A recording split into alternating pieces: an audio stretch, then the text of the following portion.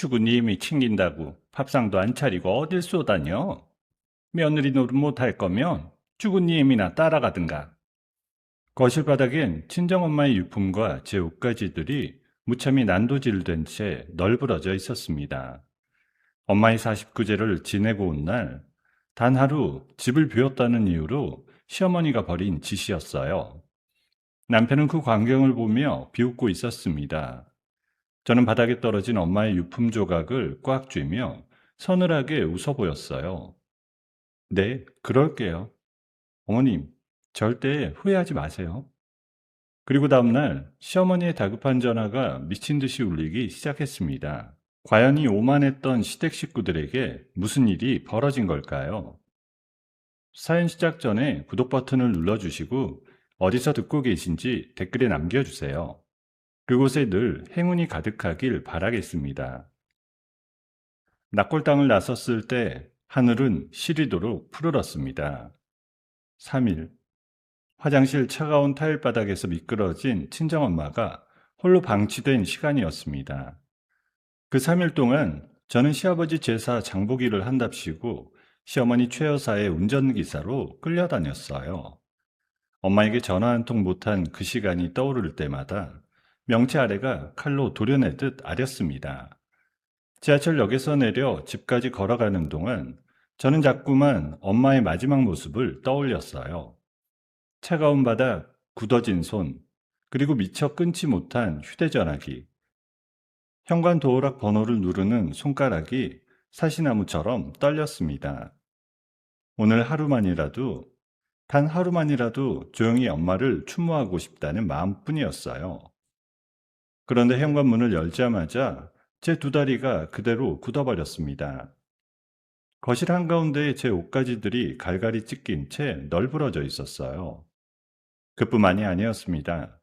엄마의 손때가 묻은 낡은 재봉틀 덮개, 빛바랜 사진첩, 엄마가 손수 짜주신 목도리까지 칼로 무참히 난도질 당해 쓰레기처럼 바닥에 흩뿌러져 있더라고요. 저는 신발도 벗지 못한 채 그 자리에 주저앉을 뻔했습니다. 거실 소파에 앉아 홈쇼핑 채널을 보고 있던 시어머니가 저를 힐끔 쳐다보더니 입꼬리를 비틀며 코웃음을 쳤습니다. 아이고, 며느님, 이제 오셨어?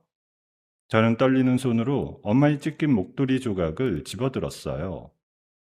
목구멍에서 뜨거운 것이 울컥 치밀어 올랐습니다.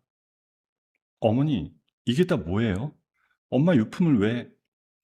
말을 채 끝내기도 전에 시어머니가 리모컨을 소파에 내던지며 자리에서 벌떡 일어났어요. 뭐긴 뭐야? 며느리란 게 지 남편이랑 시애미는 버려두고 죽은 지 애미만 챙긴다고 나돌아다니길래 그 꼴이 보기 싫어서 내가 다 치워버렸다. 저는 손에 쥔 목도리 조각을 가슴에 꼭 끌어안았습니다. 아주 희미하게 엄마 냄새가 났어요. 저희 엄마 49제예요, 어머니.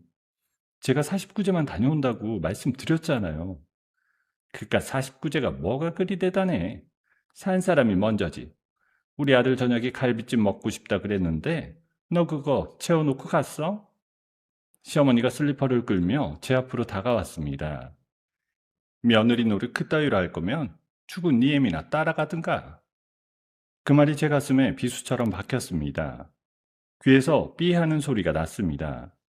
세상이 통째로 멈춘 것 같았어요. 엄마를 따라가라니. 어떻게 사람에게 그런 말을 할 수 있을까요? 그때 현관문 도어락이 삑삑거리며 열리는 소리가 들렸습니다. 남편 강민준이 정장 재킷을 한 손에 걸친 채 들어오더라고요. 남편은 거실 광경을 보더니 미간을 잠깐 찌푸렸지만 그뿐이었습니다. 마치 벌레라도 본 사람처럼 무덤덤한 얼굴이었어요. 아, 또 시작이야, 당신? 어머니 신기 좀 그만 건드려. 남편이 구두를 벗으며 저를 향해 턱짓을 했습니다. 당장 어머니한테 무릎 꿇고 잘못했다고 빌어. 나 오늘 수술 2건 하고 들어와서 피곤해 죽겠으니까. 저는 천천히 고개를 들어 남편의 얼굴을 똑바로 쳐다봤습니다. 4년 전 제가 운영하던 빵집을 접고 시댁 들어와 살자고 제 손을 꼭 잡으며 환하게 웃던 그 얼굴이 맞나 싶었습니다. 지금 제 앞에 서 있는 남자의 눈에는 벌레를 보는 듯한 경멸뿐이었어요. 민준 씨, 왜? 여기 난도질 돼 있는 거 우리 엄마 유품이야. 남편이 어이없다는 듯 헛웃음을 흘렸습니다. 그러게 평소에 좀 잘하지 그랬어. 어머니가 오죽 답답했으면 그러셨겠어. 그 순간이었어요. 제 안에서 뭔가가 툭 하고 끊어지는 소리가 들렸습니다. 지난 4년간 꾸역꾸역 참아왔던 모든 것들이 그 한마디에 와르르 무너져 내렸어요. 저는 바닥에 흩어진 엄마의 재봉틀 덮개 조각을 꽉 움켜쥐고 천천히 일어섰습니다. 손바닥이 종이에 베이는지 따끔거렸지만 아프지도 않았어요. 이혼해. 남편이 구두를 신발장에 넣다 말고 멈칫했습니다. 시어머니도 입을 반쯤 벌린 채 저를 쳐다봤어요. 나 이 집에서 나갈 거야. 이혼해줘. 얘가 지금 뭐라는 거야? 너 정신 나갔니? 시어머니가 저를 향해 성큼성큼 걸어오더니 제 머리채를 잡으려 손을 뻗었습니다.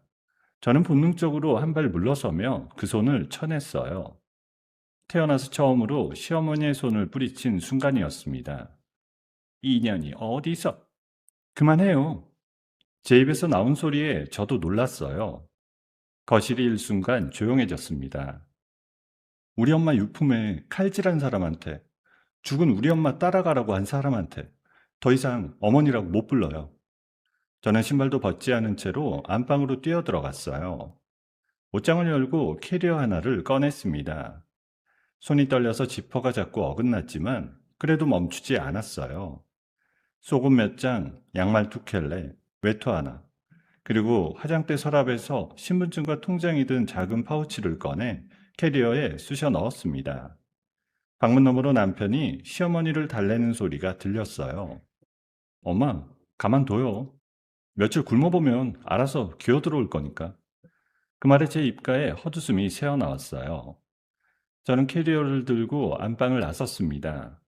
거실에서 시어머니가 다시 제 앞을 막아섰지만 저는 그 옆을 비켜 지나갔습니다. 현관에서 마지막으로 뒤를 돌아봤어요. 바닥에 흩어진 엄마의 유품들, 소파 옆에 떨어진 리모컨, 그리고 저를 노려보는 두 사람의 얼굴. 변호사 통해서 연락할게. 저는 현관문을 거칠게 닫고 엘리베이터를 탔습니다. 엘리베이터 거울에 비친 제 얼굴이 낯설더라고요. 눈이 빨갛게 충혈되어 있었지만 입술은 꽉 다물려 있었습니다. 11월에 밤바람이 매서웠어요. 저는 캐리어 손잡이를 꽉 쥐고 아파트 단지를 빠져나왔습니다. 당장 갈 곳이 없었어요. 친정집은 엄마가 돌아가신 후 정리해야 한다는 핑계로 시댁 식구들이 이미 처분 절차를 밟고 있었고 형제도 없는 외동딸인 저에겐 의지할 곳이 없었습니다. 큰 길로 나와 한참을 걷다가 24시간 찜질방 간판이 눈에 들어왔어요. 저는 캐리어를 끌고 그 안으로 들어갔습니다. 매표소 아주머니에게 10,000원짜리 한 장을 건네고 수건과 찜질복을 받아 들었어요.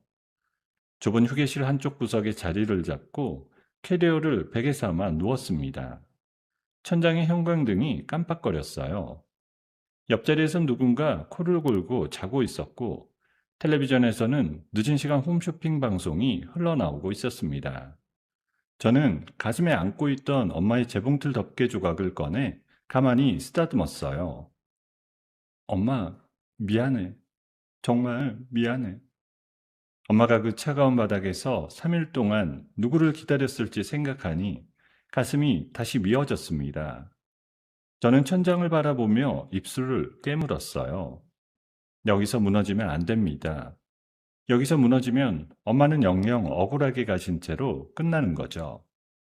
저는 이를 악물고 다짐했습니다. 반드시 살아남겠다고요. 그리고 그 사람들에게 그 차가운 집구석에 있던 두 사람에게 똑같이 돌려주겠다고요. 뜬 눈으로 밤을 새우고 새벽 6시쯤 찜질방을 나왔습니다. 길 건너 김밥집에서 1,000원짜리 김밥 한 줄을 사 먹고 휴대전화로 근처 고시원을 검색했어요. 월세 30만 원짜리 작은 방을 찾아 보증금도 없이 한 달치 선납으로 계약했습니다. 3평 남짓한 방에 들어서니 곰팡내가 훅 끼쳤지만 그래도 그 집보다는 백배 천배 나았어요. 캐리어를 풀고 엄마의 재봉틀 덮개 조각을 책상 위에 가지런히 올려두었습니다. 이제 시작이었어요. 저는 휴대전화로 동네 법률 사무소들을 검색하기 시작했습니다. 고시원에 들어온 지 3일째 되는 아침이었어요. 저는 작은 책상 위에 엄마의 재봉틀 덮개 조각을 가지런히 펴놓고 그 옆에 동네 법률사무소 명함 3장을 늘어놓았습니다. 전날 발이 부르트도록 돌아다니며 받아온 명함들이었어요. 휴대전화 진동이 책상 위에서 부르르 떨렸습니다. 모르는 번호였어요. 여보세요? 낯선 남자의 차분하지만 사무적인 목소리가 들려왔습니다. 이혜원 씨 되시죠? 법무법인 광희에서 김민준 원장님 측 대리인을 맡은 윤재현 변호사입니다. 순간 가슴이 철렁 내려앉았어요. 광희라면 텔레비전 뉴스에서나 듣던 대형 로펌이었습니다. 30분 후에 고시원 1층 로비로 직원 2명을 보낼 테니 서류 받으십시오. 저는 입이 바짝 말랐어요. 무슨 서류요? 이혼 소장과 접근 금지 가처분 신청서입니다. 전화는 그대로 끊겼습니다. 저는 휴대전화를 꽉 쥔 채 한참을 멍하니 앉아 있었어요. 30분 뒤 정장을 빼입은 남자 둘이 1층 로비에서 저를 기다리고 있었어요. 그중 한 명이 두꺼운 서류 봉투를 제 손에 떠밀듯이 쥐어주며 입을 열었습니다. 받으셨다고 서명 한번 해주시죠. 저는 떨리는 손으로 사인을 했습니다. 방으로 돌아와 봉투를 열어보니 종이가 한 뭉치였어요. 한 장 한 장 읽어 내려가는 동안 제 손이 사정없이 떨렸습니다. 이게 뭐야 이게? 소장에는 제가 의부증과 우울증으로 정신과 치료를 받아왔다고 적혀 있었어요. 시어머니를 폭행해서 멍이 들게 했고 집안 금고에서 돈을 빼돌리려 했다는 내용도 있었어요. 심지어 친정엄마의 49제 날 시어머니의 옷가지를 칼로 찢었다는 어이없는 거짓말까지 버젓이 적혀 있더라고요. 저는 종이를 든 채 그 자리에 주저앉았습니다. 손바닥에 찐 땀이 흥건했어요. 어떻게 이렇게까지? 저는 곧장 책상 위에 늘어놓았던 명함 3장을 챙겨 들고 방을 나섰어요. 가장 먼저 찾아간 곳은 어제 가장 친절하게 상담해줬던 김 변호사 사무실이었습니다. 사무실 문을 열고 들어가자 김 변호사가 안경 너머로 저를 알아보고 자리에서 일어났어요. 어서 오세요. 상담 신청하신 분이시죠? 저는 서류 봉투를 그의 책상 위에 올려놓았습니다. 김 변호사가 서류를 한 장 한 장 넘기는 동안 그의 표정이 점점 굳어갔어요. 서류를 끝까지 읽고 난 김 변호사가 안경을 벗으며 한숨을 길게 내쉬었어요. 이혜원 씨, 저 죄송한 말씀이지만 저희가 이 사건을 막기는 어려울 것 같습니다. 네? 어제는 도와주신다고 하셨잖아요. 김 변호사가 안경알을 닦으며 시선을 피했어요. 어제는 상대 측이 누군지 모르고 드린 말씀이었고요. 광희 정도 되는 로펌하고 붙으려면 저희 같은 작은 사무실은 감당이 안 됩니다. 죄송합니다. 저는 입술을 깨물었어요. 두 번째 사무실도 세 번째 사무실도 마찬가지였습니다. 명함을 받아들고 강민준 원장과 광희 로펌 이름을 듣는 순간 변호사들의 표정이 약속이라도 한 듯이 똑같이 바뀌었어요.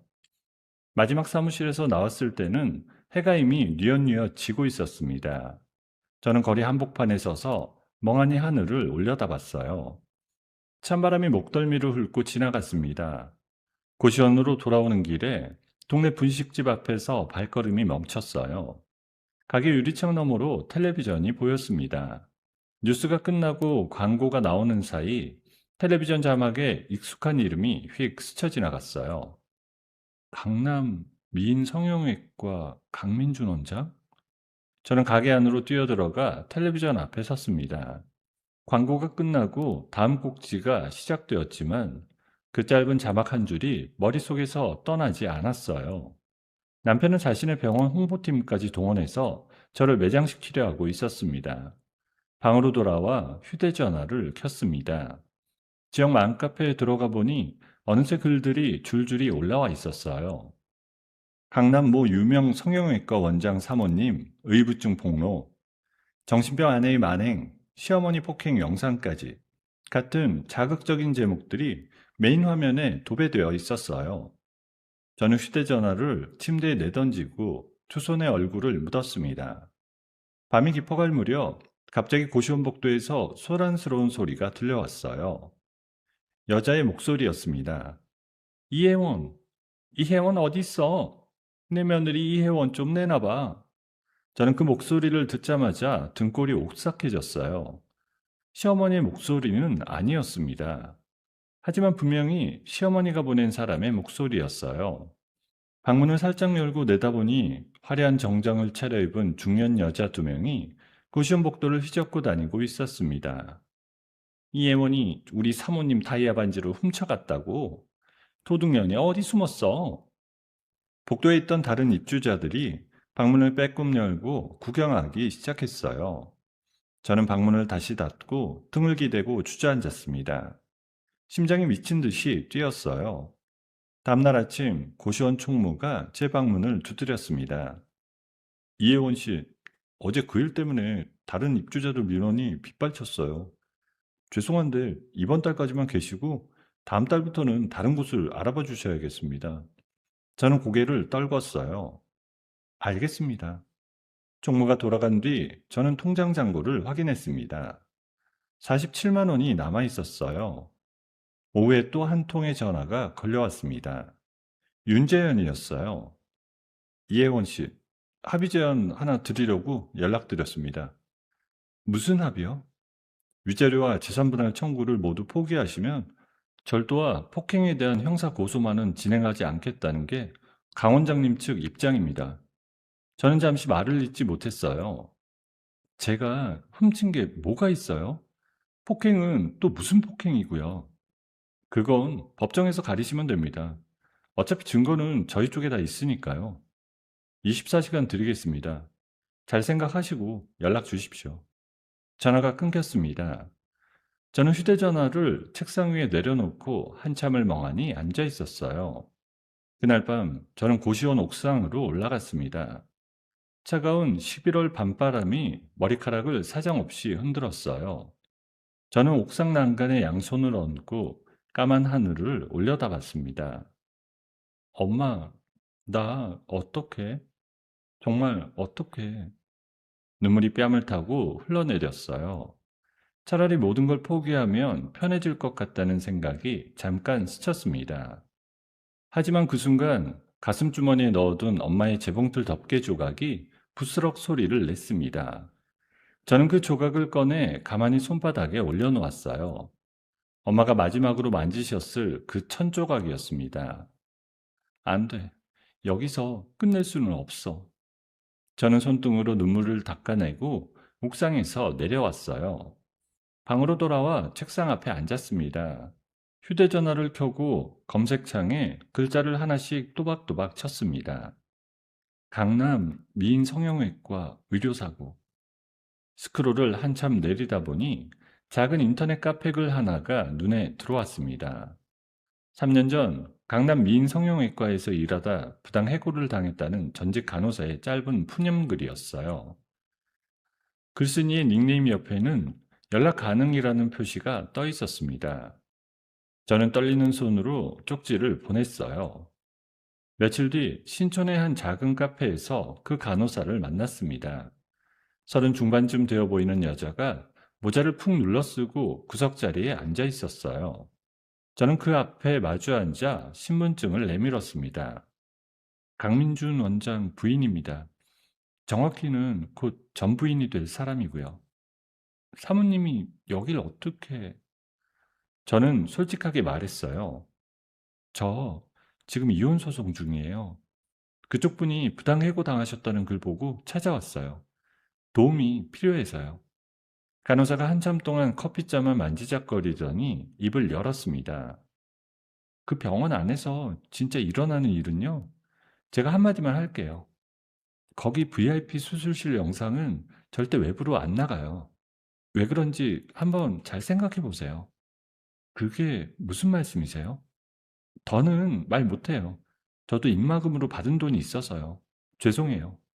간호사는 그 한마디만 남기고 자리를 떴습니다. 저는 텅 빈 커피잔을 내려다보며 한참을 그대로 앉아 있었어요. VIP 수술실. 그 짧은 단어 하나가 머릿속에서 계속 맴돌았습니다. 며칠 동안 저는 매일 아침 법원 앞 무료 법률 구조공단을 찾아갔어요. 새벽 5시부터 줄을 서서 번호표를 받았지만 정작 차례가 와도 변호사들은 사건 규모를 듣고는 고개를 절레절레 흔들 뿐이었습니다. 그날도 저는 무료 상담을 거절당하고 공단 건물을 나서던 참이었어요. 날이 흐려 곧 비라도 쏟아질 것 같은 오후였습니다. 제가 계단을 내려와 인도에 발을 디뎠을 때 깔끔한 남색 정장을 입은 남자 한 명이 제 앞을 막아섰어요. 키가 훤칠하고 차분한 인상이었습니다. 남자가 정중하게 명함 한 장을 두 손으로 내밀었어요. 이혜원 씨 되시죠? 잠깐 시간 좀 내주실 수 있을까요? 저는 명함을 받아들고 그 남자의 얼굴을 올려다봤습니다. 남자가 내민 명함에는 법무법인 해율 대표 변호사 서희경이라고 적혀 있었습니다. 절 어떻게 아세요? 무료 법률 구조공단 앞에서 며칠째 혜원 씨를 봤습니다. 잠깐 차 한잔 하실 시간 있으십니까? 저는 한참을 망설였지만 그의 눈빛에 단단한 무언가가 있어 결국 고개를 끄덕였습니다. 이경이 안내한 곳은 법원에서 2블록 떨어진 한적한 카페였어요. 따뜻한 차 2잔을 사이에 두고 이경이 먼저 입을 열었습니다. 강민준 원장의 부인이시죠? 광희 로펌이 상대 측 대리인을 맡고 있고요. 그걸 어떻게 아세요? 강민준 원장에 관한 일이라면 저는 거의 모르는 게 없습니다. 저는 찻잔을 잡은 손에 힘이 들어갔어요. 변호사님이 왜 저한테 이러시는 거예요? 광희 같은 데랑 붙으려면 수임료가 어마어마할 텐데. 이경이 잠시 창밖을 바라보다가 다시 저를 마주 보았어요. 그의 눈가가 미세하게 떨리고 있었습니다. 3년 전 제 여동생이 강민준 원장 병원에서 코 수술을 받았어요. 수술실에 들어간 동생이 다시는 2발로 걸어 나오지 못했습니다. 네?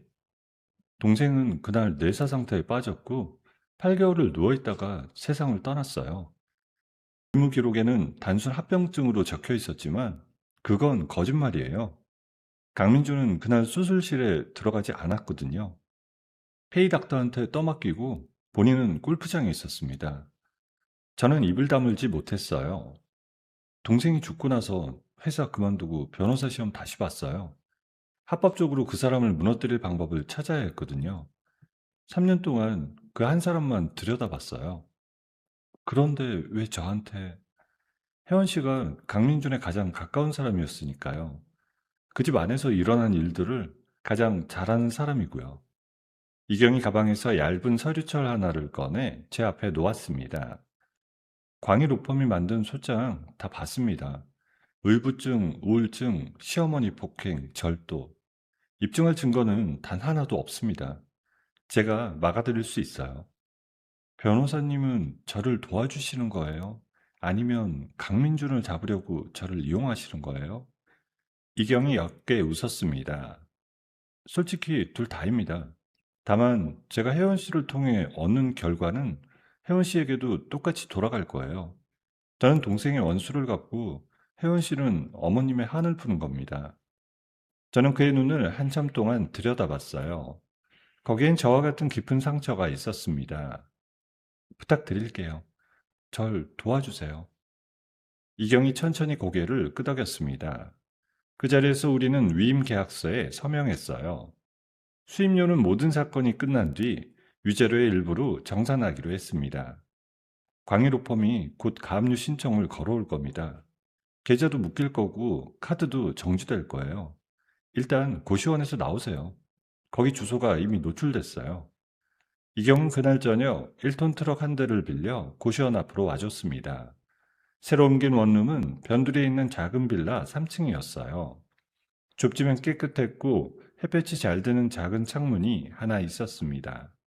저는 캐리어를 풀자마자 엄마의 재봉틀 덮개 조각을 가장 먼저 책상 위에 올려두었어요.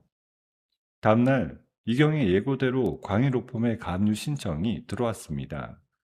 제 통장이 그 자리에서 묶였어요. 하지만 이번에는 혼자가 아니었습니다. 이경이 그날 밤늦게까지 답변서를 작성했고 새벽에 법원에 제출됐습니다. 첫 기일이 잡힌 날 아침, 저는 떨리는 마음으로 법원 앞에 도착했어요. 법정에 들어서자 광희로폰 변호사 3명이 줄지어 앉아 있었습니다. 판사가 자리에 앉자 윤재현이 자신만만하게 입을 열었어요. 존경하는 재판장님, 피청구인 이혜원은 의부증과 우울증을 알아왔으며 시어머니에 대한 상습적 폭행을 저질러 왔습니다. 이경이 천천히 자리에서 일어났습니다.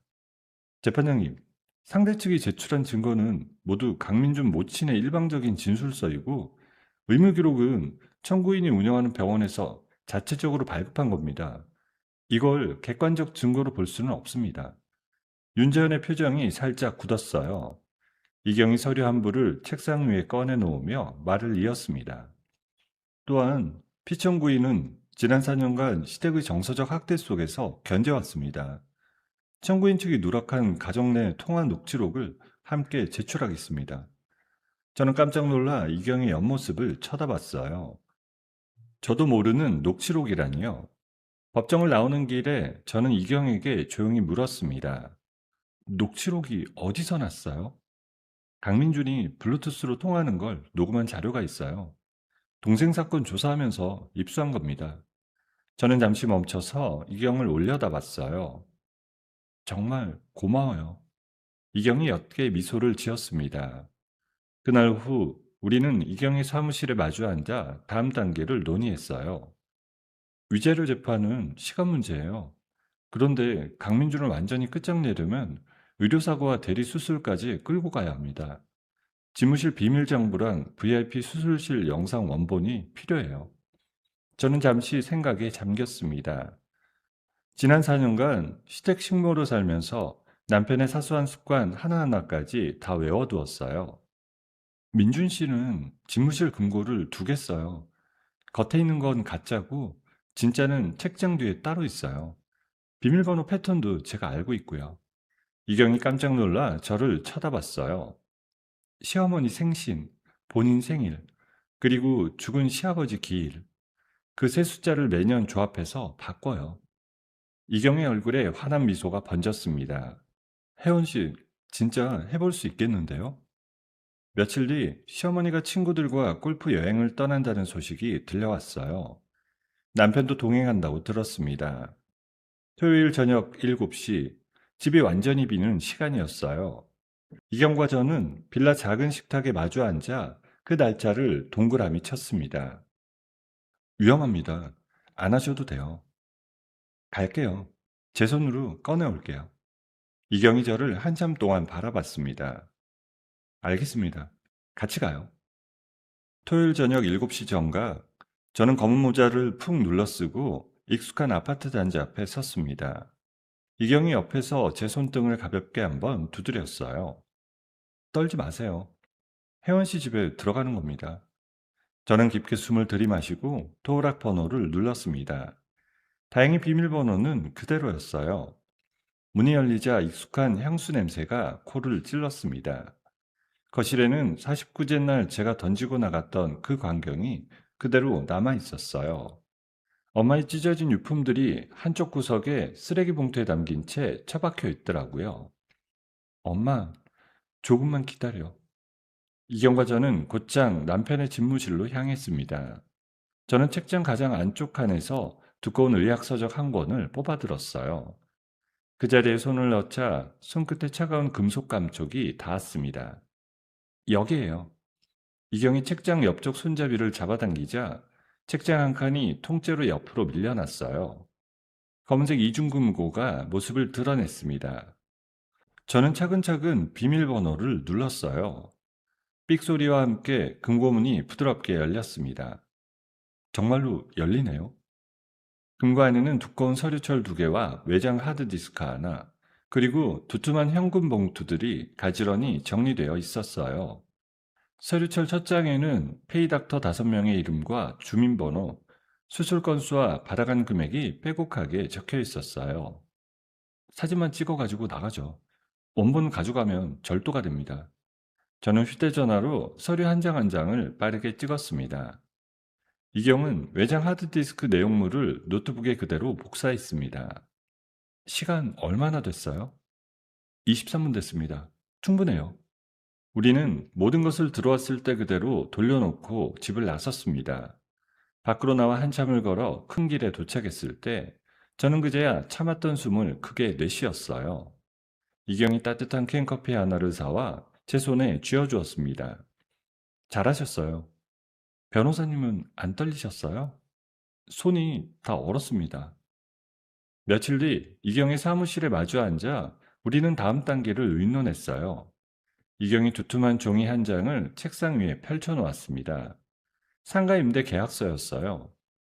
이게 뭐예요? 변두리 골목에 작은 점포 하나가 비어 있어서요. 보증금은 제가 빌려드렸습니다. 나중에 갚으세요. 소송이 길어질 거예요. 그동안 경제적으로 자립할 수 있어야 해요. 빵집 했다고 하셨죠? 그건 4년 전 이야기예요. 손이 다 굳었을 거예요. 손은 기억합니다. 머리가 잊었어도 손이 기억해요. 저는 결국 펜을 잡았습니다. 작은 점포는 옛 동네 골목 끝자락에 자리한 5평 남짓한 가게였어요. 저는 직접 페인트 칠을 하고 중고 오븐 한 대와 작은 작업대를 들여놓았습니다. 처음 오븐 앞에 섰을 때 저는 한참을 가만히 서 있었어요.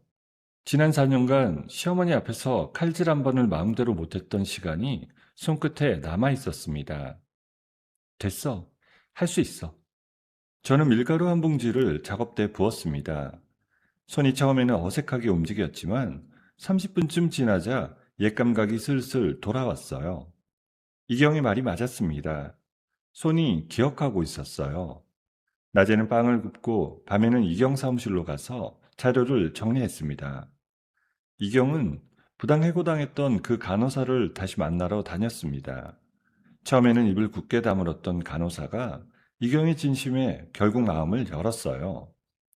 그러던 어느 늦은 저녁, 사무실로 돌아오는 이경의 손에 작은 USB 메모리 하나가 들려 있었습니다. 간호사가 끝내 넘겨줬어요. 본인이 3년 전에 몰래 녹음한 수술실 대화 녹취록이에요. 강민준이 그날 수술실에 없었다는 게 그대로 다 들어 있습니다. 저는 USB를 가만히 손에 쥐었습니다. 변호사님 동생분, 이제 한을 푸시겠네요. 이경이 잠시 말없이 창밖을 바라봤습니다. 아직 한참 남았어요. 이제 시작입니다.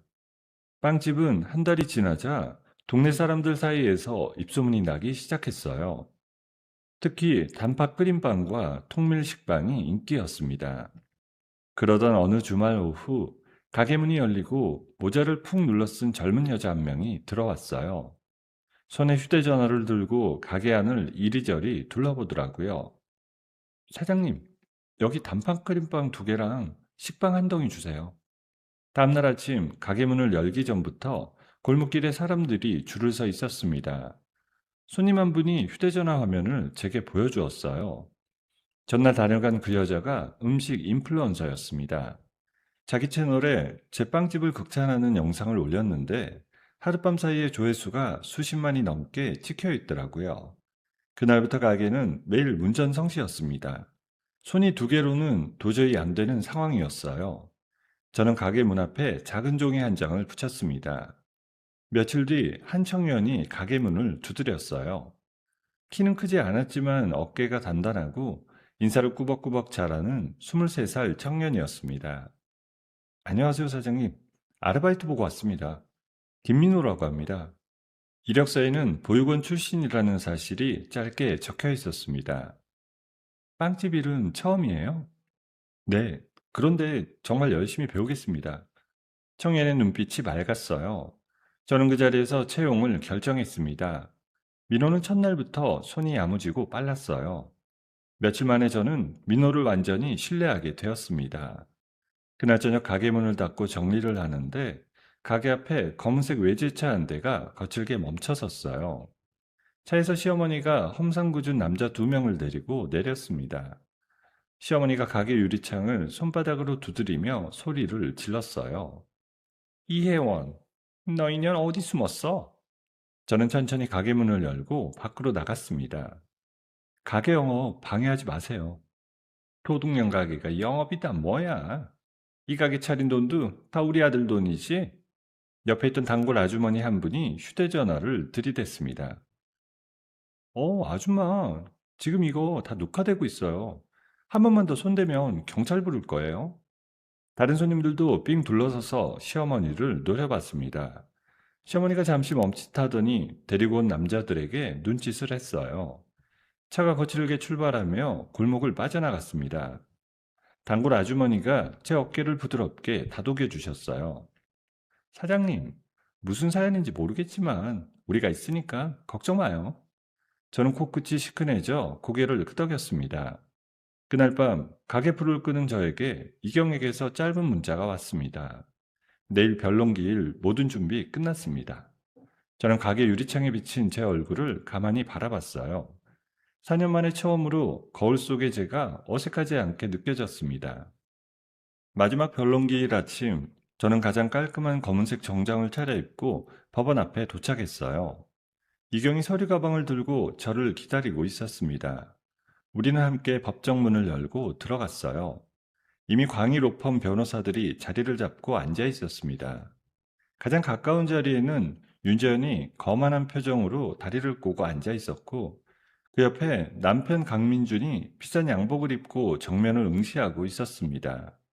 시어머니도 방청석 맨 앞줄에 자리 잡고 있었어요. 남편이 저를 힐끔 쳐다보더니 입꼬리를 비틀며 비웃었어요. 마치 이미 다 이긴 사람의 얼굴이었습니다. 판사가 자리에 앉자 윤재현이 자신만만하게 일어났어요. 존경하는 재판장님, 피청구인 이효원의 정신과 진료 기록을 추가로 제출하겠습니다. 이경이 천천히 자리에서 일어났습니다. 재판장님, 저희도 본 사건과 관련한 결정적 증거를 제출하겠습니다. 이경이 두꺼운 서류철 한 건과 USB 메모리, 외장 하드디스크 4본을 책상 위에 차례로 올려놓았습니다. 법정안이 술렁이었어요. 박민준 원장은 지난 5년간 5명의 페이닥터를 고용하여 자신의 이름으로 대리수술을 시켜왔습니다.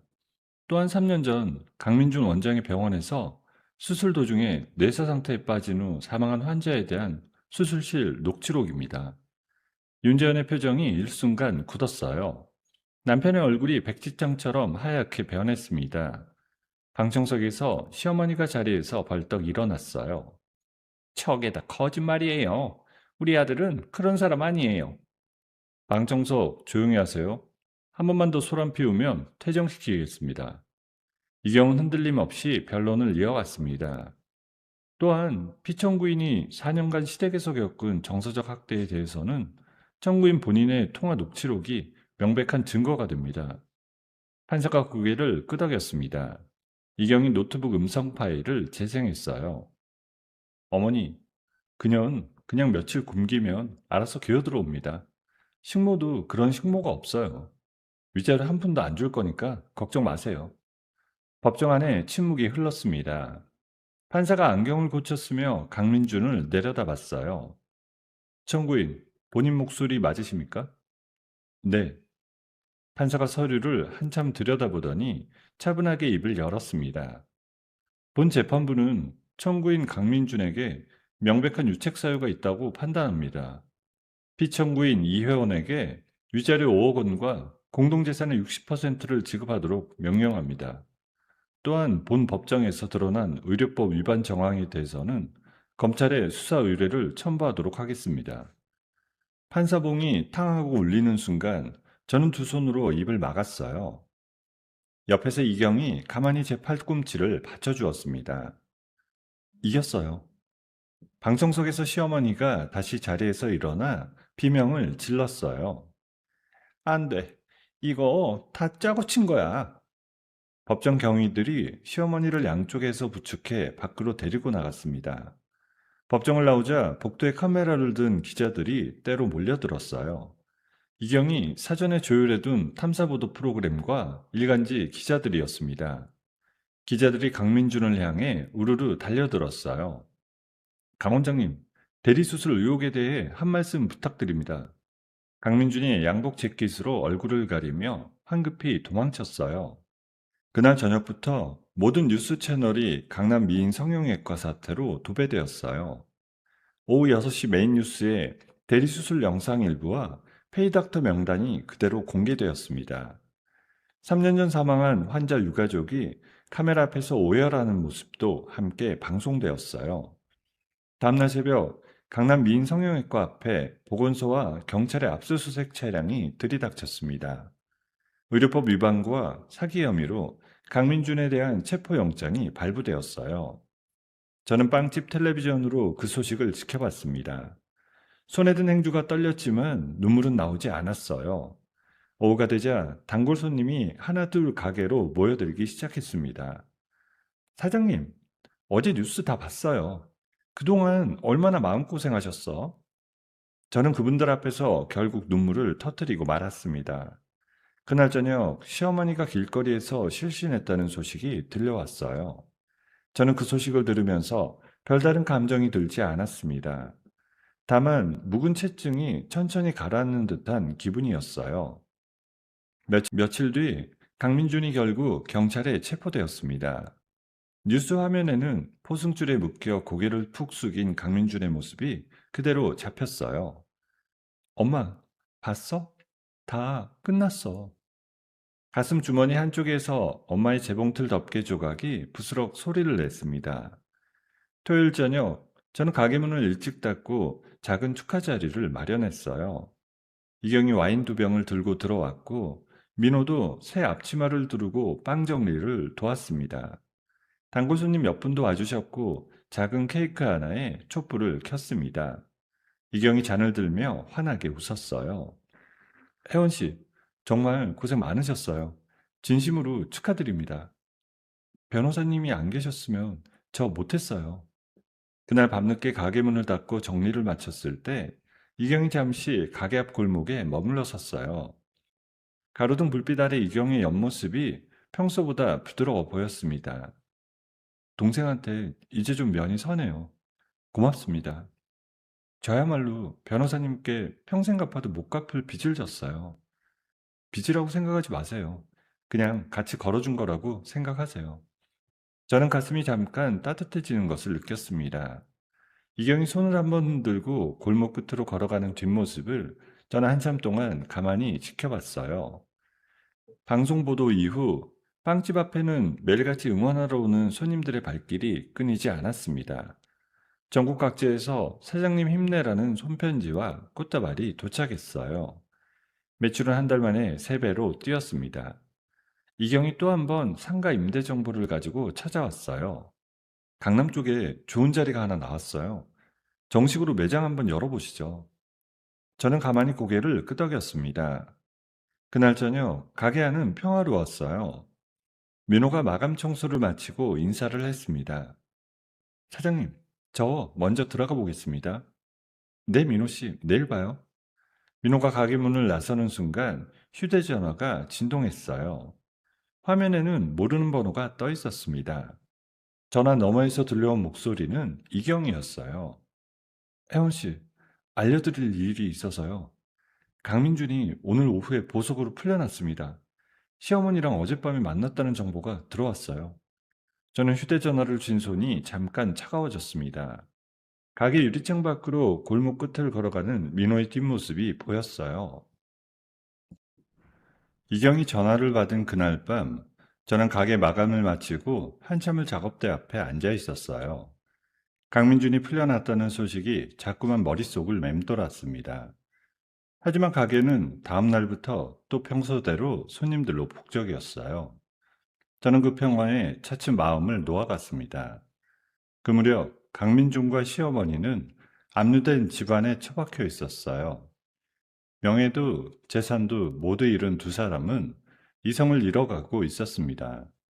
특히 시어머니가 매일같이 술병을 끼고 앉아 제 가게 이름을 곱씹었다고 나중에 알게 되었습니다. 천연가게 잘 굴러간다며? 거기에다 누구 돈으로 차린 건데. 엄마, 가만히 둘 거예요? 한 방에 끝내야죠. 두 사람은 마지막 남은 비자금을 털기로 결심했어요.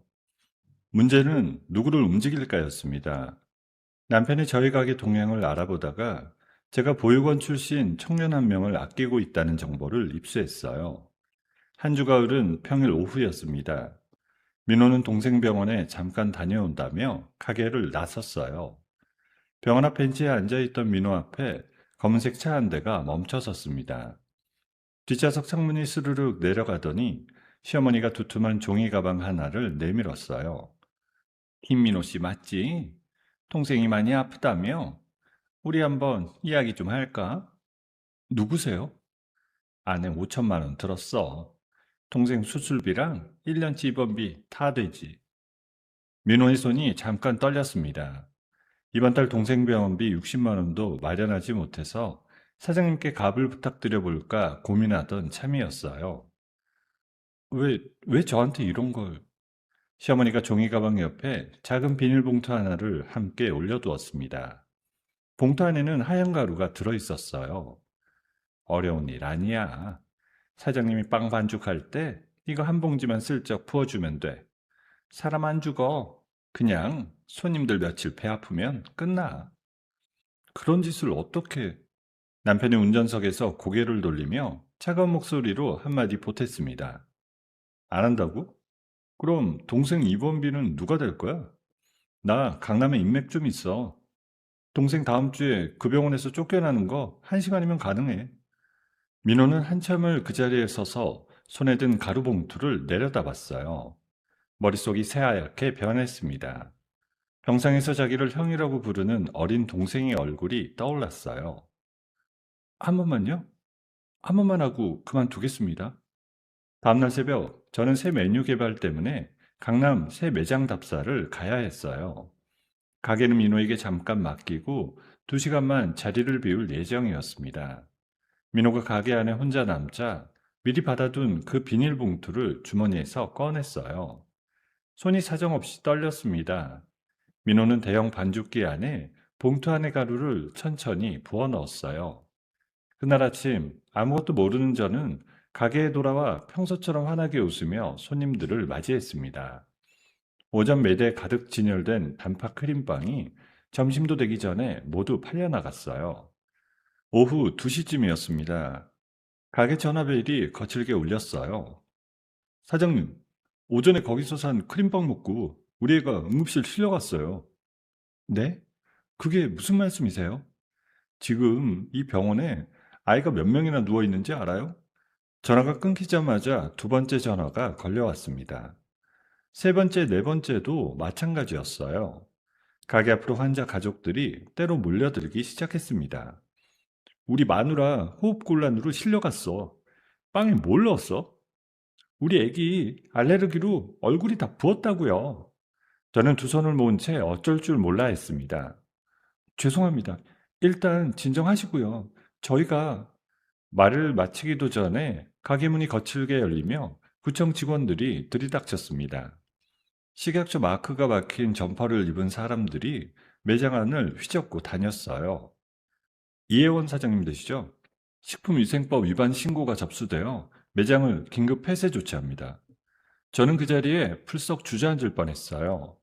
매장에 남은 빵과 반죽, 식자재가 모조리 압수되었습니다. 가게 셔터가 내려가는 그 소리가 마치 관뚜껑이 닫히는 소리처럼 들렸어요. 그날 저녁부터 인터넷이 뒤집어졌습니다. 지역 맘카페에는 영숙빵집에서 독극물이 검출되었다는 글이 도배되었어요. 며칠 전까지 저를 응원하던 게시판이 욕설로 가득 찼습니다. 그러게 처음부터 수상했어. 갑자기 잘 된다 했더니 썩은 재료 썼나 보네. 강 원장 와이프라더니 결국 본색 드러낸 거 아니야? 저는 휴대전화를 책상 위에 내려놓고 두 손에 얼굴을 묻었어요. 머릿속이 새하얗게 비었습니다. 그제야 민호 생각이 났어요. 민호 씨. 저는 떨리는 손으로 민호에게 전화를 걸었습니다. 신호음이 한참 울렸지만 민호는 받지 않았어요. 다시 걸어도 또 걸어도 마찬가지였습니다. 가게에 가보니 민호가 입던 앞치마가 작업대 위에 단정히 개어져 있었어요.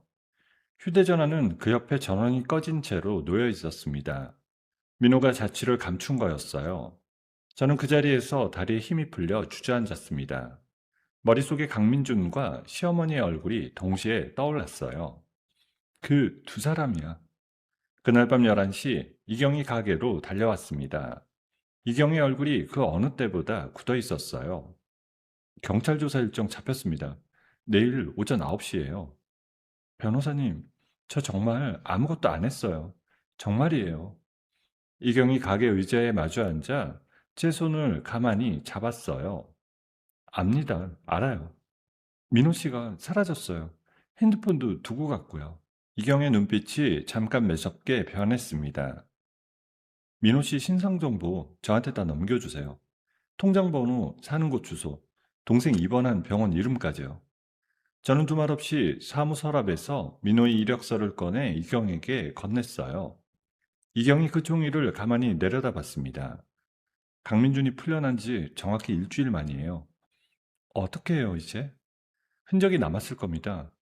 5천만 원이 됐든 5억이 됐든 돈은 반드시 흔적을 남깁니다. 제가 찾을게요. 변호사님, 혜원 씨는 내일 경찰 조사에서 사실 그대로만 말씀하세요. 아무것도 모른다고 솔직하게 말하면 됩니다. 나머지는 제가 할게요. 저는 고개를 끄덕였습니다. 하지만 눈물은 도무지 멈추지 않았어요. 이경이 가게를 나선 뒤 저는 작업대에 엎드려 한참을 흐느꼈습니다. 엄마의 재봉틀 덮개 조각을 손에 꼭 쥔 채로요. 엄마, 또 이렇게 무너지면 안 되는데 어떡하지? 가게 유리창 너머 골목은 칠흑같이 어두웠습니다. 가로등 불빛 하나만 깜빡거리며 흔들리고 있었어요. 저는 한참 만에 고개를 들고 손등으로 눈물을 닦았습니다. 안 무너져. 한번 무너졌으면 됐어. 다음날 아침 저는 검은 정장을 차려입고 경찰서로 향했어요. 가게 셔터는 여전히 내려가 있었습니다. 골목 끝에 도착했을 때 멀리서 검은색 외제차 한 대가 천천히 골목 안으로 들어오는 것이 보였어요. 차창 안에서 누군가 휴대전화로 가게 셔터를 찍고 있었습니다. 저는 가만히 그 차를 노려봤어요. 차가 골목 끝에서 유턴해 빠져나가는 뒷모습을 저는 끝까지 시선으로 쫓았습니다. 다음날 아침 8시 이경에게서 전화가 왔어요. 혜원 씨, 사무실로 빨리 와주세요. 민호 씨 자금 흐름 잡았습니다. 저는 셔터 내린 가게 앞을 그대로 두고 택시를 잡았습니다. 이경이 사무실에 도착하니 책상 위에 출력물 몇 장이 펼쳐져 있었어요. 민호 씨가 잠적하기 직전에 자기 월세방 보증금 1,000만 원을 빼냈고요. 그 다음날 동생 입원비 1년치 4천만 원을 한꺼번에 현금으로 결제했어요. 한꺼번에요? 그 돈이 어디서 났는지가 핵심입니다. 입금 내역에 출처가 없어요. 누군가 현금으로 직접 건넨 거죠. 이경이 다른 종이 한 장을 내밀었습니다. 민호의 단골 PC방과 편의점 위치가 표시된 지도였어요. 2시간 안에 출발하시죠. 민호 씨 어머니 묘가 충북 단양에 있더라고요. 그 근처 어딘가에 숨어 있을 가능성이 높습니다. 저는 곧바로 차에 올랐습니다. 이경이 직접 운전대를 잡았어요. 3시간 가까이 달려 단양에 도착했을 때는 해가 저물어 가고 있었습니다. 이경은 단양 외곽의 허름한 모텔들을 차례로 돌았습니다. 세 번째 모텔에서 카운터 아주머니가 고개를 끄덕였어요. 그 청년 어제부터 묵고 있는데 무슨 일이야? 저는 가슴이 쿵 내려앉았습니다. 이경이 신분증을 보여주며 차분하게 말했어요. 변호사입니다. 안 좋은 일에 휘말려서 그래요. 잠깐 방으로 안내해 주시겠습니까? 3층 302호 방문 앞에서 저는 몇 번이나 쉴모흡을 했습니다. 민호 씨, 사장님이에요. 문 열어줘요. 방 안에서 잠깐 부스럭거리는 소리가 들렸어요. 한참 만에 문이 천천히 열렸습니다. 민호는 며칠 사이에 폭삭 늙어 있었어요. 수염은 길고 눈은 시뻘겋게 충혈되어 있었습니다. 저를 보자마자 민호는 그 자리에 무너지듯 주저앉았습니다. 사장님, 사장님, 민호 씨, 다 말해줘요. 누가 그랬어요? 민호가 두 손으로 얼굴을 가리고 어깨를 들썩였어요. 죄송해요. 정말 죄송해요. 동생 병원에서 쫓겨난다 그래서 한 번만 하면 된다고 해서 천천히 말해요. 누가 시켰어요? 시어머니예요. 강 원장님이 운전석에 같이 있었고요. 병원 앞 벤치에서 돈가방 5천만 원이랑 가루 한 봉지 받았어요. 이경이 휴대전화를 꺼내 그 자리에서 녹음을 시작했습니다. 민호 씨, 처음부터 다시 한번 차근차근 말해주세요. 일시, 장소, 두 사람 얼굴, 차량 색깔까지 전부요. 민호는 1시간에 걸쳐 자신이 한 모든 일을 자백했습니다. 검은색 외제차의 차종, 시어머니가 입고 있던 옷 색깔, 병원 앞 벤치 위치까지 빠짐없이 털어놓았어요. 저는 그 옆에 가만히 앉아 민호의 등을 한번 쓸어주었습니다.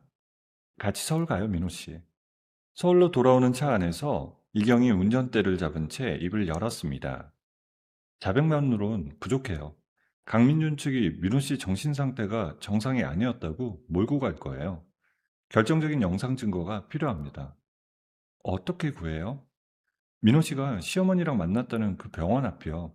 그 동네 변들이에요. 차량 블랙박스 영상이 어디든 한 대는 남아있을 겁니다. 다음날 아침부터 이경과 저는 민호가 알려준 그 병원 일대를 샅샅이 뒤졌어요.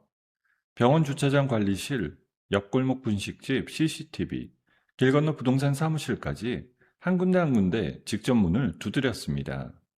대부분 일주일이 지난 영상은 자동 삭제되었다는 답변뿐이었어요. 이경은 포기하지 않고 그 골목에 세워져 있던 차량 번호판을 일일이 적어 차주들에게 연락을 돌렸습니다. 이틀 밤낮을 그렇게 발로 뛰었어요. 사흘째 되는 날 저녁, 한 화물차 기사 한 분이 전화를 받아주셨습니다. 아, 그날 거기 잠깐 차 댔어요. 블랙박스 영상은 한 달치 다 저장돼 있고요. 저는 이경의 어깨를 꽉 붙잡았어요. 이경이 차키를 들고 곧장 그 기사분 집으로 달려갔습니다. 밤 11시에 사무실로 돌아온 이경이 노트북에 USB를 꽂았어요. 영상이 천천히 재생되었습니다. 병원 앞 벤치에 앉아있는 민호의 모습, 그리고 검은색 외제차에서 내리는 시어머니의 옆모습이 또렷하게 잡혔어요. 시어머니가 종이 가방을 건네고 그 옆에 작은 비닐봉투를 함께 올려놓는 장면까지 완벽하게 담겨 있었습니다. 운전석에서 강민준의 옆얼굴도 슬쩍 비쳤어요. 저는 그 화면을 가만히 들여다보며 두 손을 떨었습니다. 잡았어요.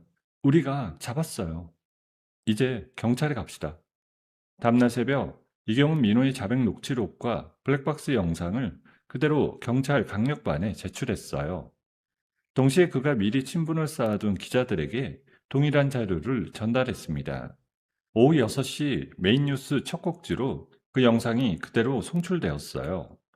자막에는 유명 성형외과 원장 모자, 전부인 빵집 테러 자작극이라는 글자가 큼지막하게 박혔습니다. 여론이 하루 만에 완전히 뒤집어졌어요. 저를 향해 쏟아지던 욕설이 한순간에 강민준과 시어머니에게 쏟아졌습니다. 다음날 아침 셔터를 내려둔 제 가게 앞에 단골 손님들이 하나둘 모여들기 시작했어요. 손에는 노란 포스트잇과 응원 종이가 들려 있었습니다. 사장님, 우리 그럴 줄 알았어요. 처음부터 안 믿었어. 빨리 가게 다시 열어요. 가게 셔터에 노란 포스트잇이 한 장 한 장 붙기 시작했어요. 오후 무렵에는 셔터가 노란 종이로 거의 다 덮였습니다. 저는 그 셔터 앞에 서서 한참을 울었어요. 다음날 경찰은 강민준과 시어머니에 대한 체포영장을 발부했습니다. 두 사람은 인천항에서 미랑 브로커를 통해 중국으로 도주하려다 경찰의 현장 체포되었습니다. 뉴스 화면에 두 사람이 수갑을 찬 채 기자들 앞으로 끌려 나오는 장면이 그대로 잡혔습니다. 시어머니가 카메라를 향해 뭐라 소리를 질렀지만 마이크 너머로는 들리지 않았어요. 강민주는 고개를 푹 숙인 채 한마디도 하지 않았습니다. 저는 그 화면을 가게 한쪽에 앉아 가만히 지켜봤어요. 이번에는 눈물이 나오지 않았습니다. 대신 묵직한 무언가가 가슴 한복판에서 천천히 빠져나가는 기분이었어요. 며칠 뒤 식약처 보건소의 정밀 조사 결과가 발표되었습니다.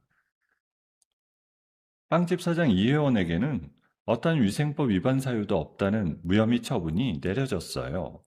영업 정지 조치도 즉각 해제되었습니다.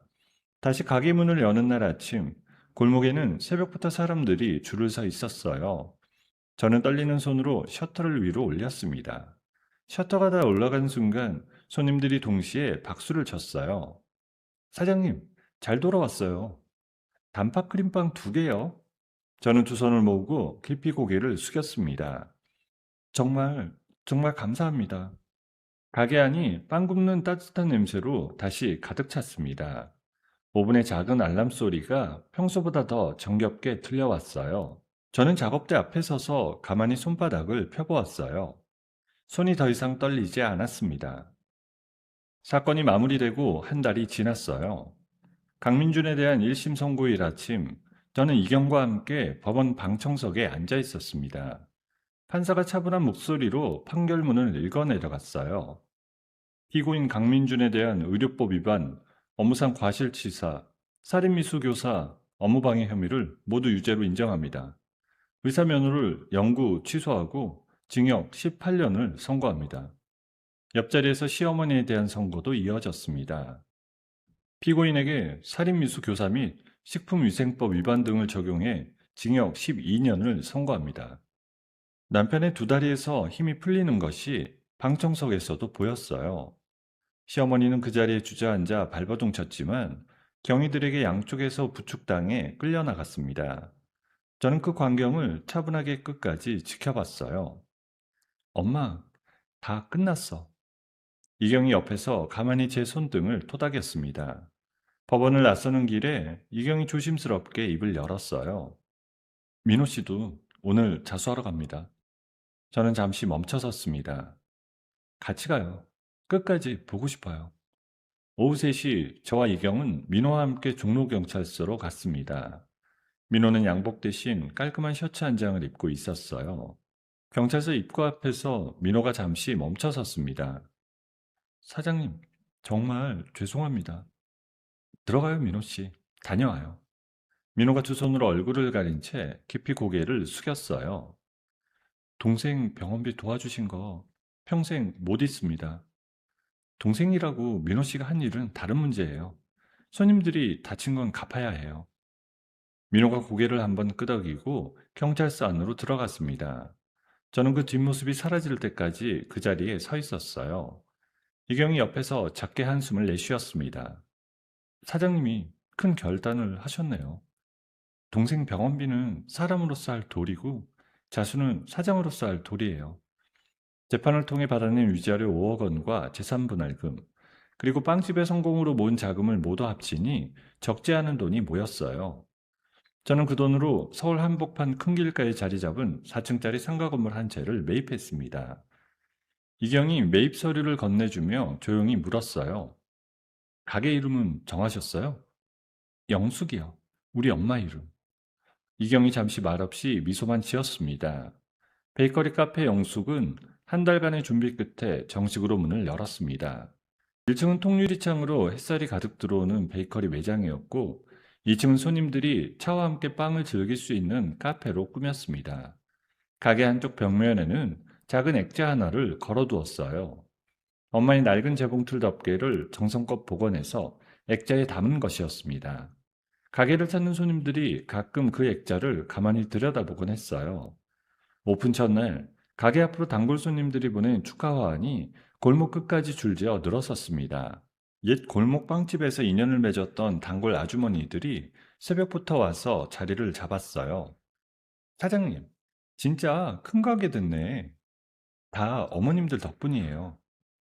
오븐에서 갖고 온 빵 냄새가 가게 안에 퍼지자 손님들 사이에서 작은 박수가 터져 나왔습니다. 저는 작업대 앞에 서서 한참 동안 두 손을 펴보았어요. 손바닥에 굳은 살이 보였습니다. 4년 전 시댁에 들어가면서 모두 무뎌졌던 그 자리에 새로 박힌 굳은 살이었습니다. 가게가 자리를 잡기까지 한 달이 정신없이 흘러갔어요. 밤 10시에 마감을 마치고 가게 불을 끄려는데 정문 유리문이 천천히 열렸습니다. 이경이 따뜻한 커피 두 잔을 들고 들어왔어요. 늦었네요. 안 피곤하세요? 좀 피곤해요. 그래도 좋은 피곤이에요. 이경이 작업대 한쪽에 커피를 내려놓았어요.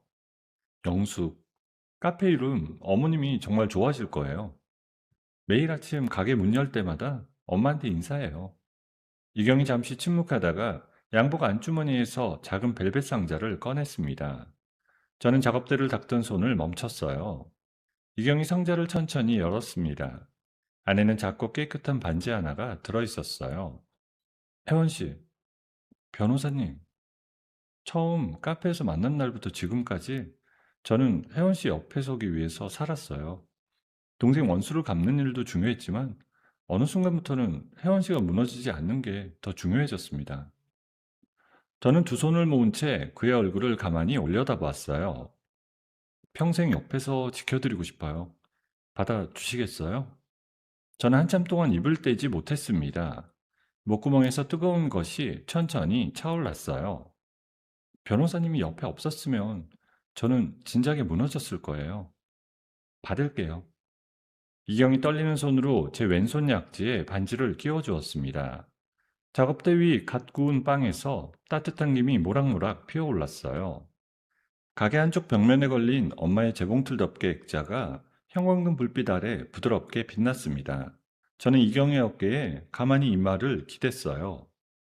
엄마, 이 사람이에요. 우리 엄마가 알면 정말 좋아하셨을 거야. 이경이 제 머리를 부드럽게 한번 쓸어주었습니다. 어머님께 자주 다녀와요. 우리 둘이서요. 그래요. 가게 통유리창 너머로 큰 길에 가로등 불빛이 줄지어 켜져 있었어요. 행인들이 한가롭게 그 아래를 걸어 다녔습니다. 저는 가게 안에서 그 풍경을 가만히 바라봤어요. 4년 전 시댁 거실 한 구석에 식물처럼 앉아 며느리 노릇만 하던 이 회원은 이제 더는 없었습니다. 엄마의 49제 날 칼자국 난 유품 앞에서 떨고 있던 그 여자도 이제는 더는 없었습니다. 저는 작업대 앞에 서서 따뜻한 빵 한 덩이를 손에 가만히 올려봤어요. 엄마, 혜원이 이제 진짜로 잘 살게. 가게 한쪽 라디오에서 잔잔한 노래가 흘러나오고 있었어요. 이경이 제 옆에서 함께 빵 진열대를 정리하기 시작했습니다. 저는 그의 어깨를 한번 가볍게 두드리고 가게 안쪽 오븐을 향해 천천히 걸어갔어요. 오븐 안에서 또 한 판의 빵이 노릇하게 구워지고 있었습니다. 엄마의 49제 날 칼자국 난 유품 앞에서 떨던 한 여자가 4년 동안 식모처럼 짓눌려 있던 자신의 이름을 되찾고 엄마의 이름 영숙을 세상에 새기기까지의 길이었습니다. 가스라이팅이라는 거 정말 무섭습니다. 매일매일 작은 말 한마디씩 깎여 나가다 보면 어느 순간 자기가 어떤 사람이었는지조차 잊어버리거든요. 이혜원도 그랬습니다. 빵을 굽던 손이 4년 만에 다시 밀가루를 만질 때까지 얼마나 떨렸을지 생각해 보세요. 그 떨리던 손이 결국 자기 자신도 살리고 엄마의 한도 풀고 같은 상처를 가진 사람의 손까지 잡아주었습니다. 세상에는 무너지지 않는 사람이 따로 있는 게 아니더라고요. 한 번 더 일어서기로 마음먹은 사람이 있을 뿐이지요. 오늘 혹시 누군가 여러분을 작게 만들고 있다면 이혜원의 이야기를 꼭 기억해 주세요. 여러분, 오늘의 이야기를 어디서 듣고 계신가요? 구독 버튼을 눌러주시고 댓글에 남겨주시면 감사한 마음으로 인사드리겠습니다. 감사합니다.